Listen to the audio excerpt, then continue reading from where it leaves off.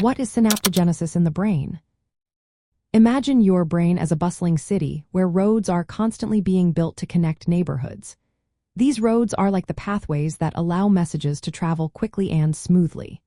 Now, think of synaptogenesis as the process of creating these new roads between neighborhoods, or in this case, neurons.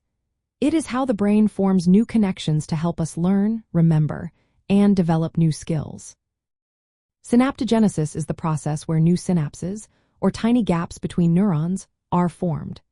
These synapses are like communication bridges that let electrical signals and chemicals pass from one neuron to another. This process starts very early, even when you are still in the womb during the second trimester of pregnancy. It continues rapidly during infancy and the first 2 years after birth. During this time, the brain makes many more synapses than it will need later. This overproduction is called exuberant synaptogenesis. It helps the brain adapt and learn from the environment during critical growth periods. The formation of synapses involves a few key steps. First, neurons grow extensions called axons and dendrites. These are like tiny arms reaching out to find each other. Guidance signals help these extensions find the right partners.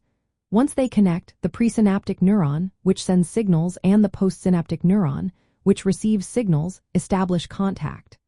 Special molecules and proteins help stabilize this connection, making sure the synapse stays strong.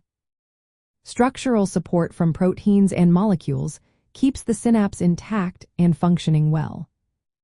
Most of the synapse formation happens during early childhood, but it does not stop there. The brain continues to form new synapses throughout life. However, as we grow, the brain also prunes away unused or weak synapses. This pruning makes the brain more efficient by strengthening the most important connections.